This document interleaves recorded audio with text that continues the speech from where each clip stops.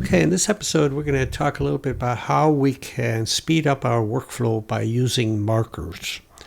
We may want to rearrange our photos. We may want to do a certain trim on some pieces of media, or we may want to, do something similar, or just mark locations that we want to get back to, because all we want to really do initially is just to look at all the stuff that we have and then see what we want to use, what we don't want to use, whatnot, or maybe what we want to filter or something. So what are markers? Markers are a little mark that you can either place right on the timeline, or you can place it on a specific piece of media. And how do you even put a marker on there? Well, if you don't have anything selected, or if you have everything selected, when you press M on the keyboard, a marker will be placed on the timeline. You can see here, I pressed M and it generated this little marker right here. If nothing was selected, and I was someplace else, and I pressed M, I would get a marker there also. So putting markers on the timeline is useful in order for hopping back and forth, and we can move from marker to marker with the shortcut keys, and it's holding down the shift key and then using either the up or down arrow key to move from one marker to the next. So this, once we placed all of our markers, we can easily scoot around the timeline. There is one drawback to using the marker on the timeline, and that is if you start editing in front of all of your markers. So let's say we remove a clip, then whatever the markers were pointing to before, they're no longer at that spot. In other words, we messed up our whole marking setup. So if we put markers on the timeline, it's best to start our editing process by going backwards. That is to say, go to the last marker, make your edit, jump to the next marker, and do your edit and so forth until you get to the front.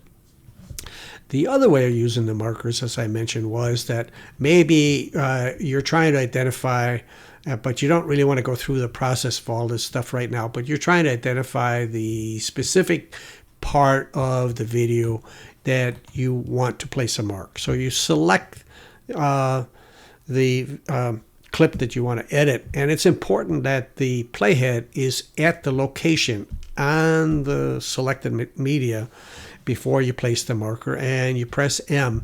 We have now placed the marker directly on the media, and so let's say we want to do it there until we pass the boat, and everything else is meaningless to me. So now I've got my markers here. Now in this case, it doesn't matter if I remove media in front of this one. The markers belong to this particular piece of media, and so that's useful in that way. But it must be selected. It can only be one at a time, and you have to have the playhead over this. If I select this, but I don't bother putting the playhead over it, and I press M, the marker will go up here on the timeline.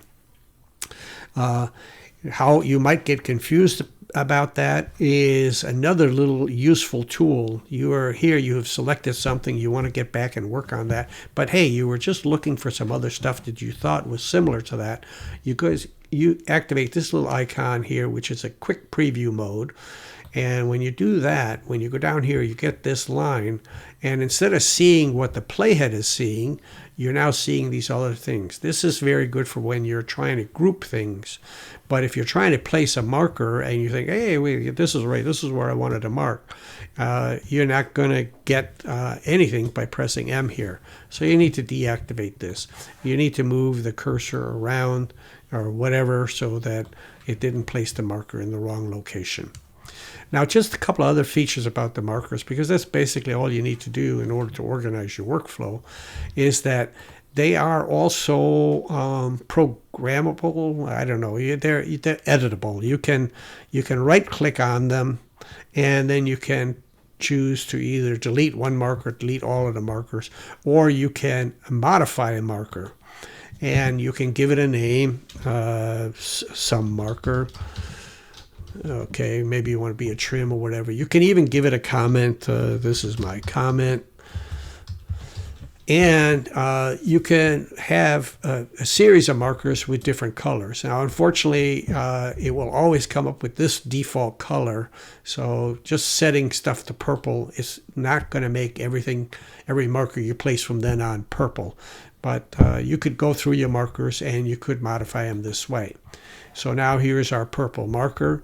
And if we hover over it, we can see that we have our label. We have the time slot where it's at, and we have our comment. So this is another way that we can improve the use of the markers simply by doing that little bit of editing to them. And that's the simple use of how to use markers.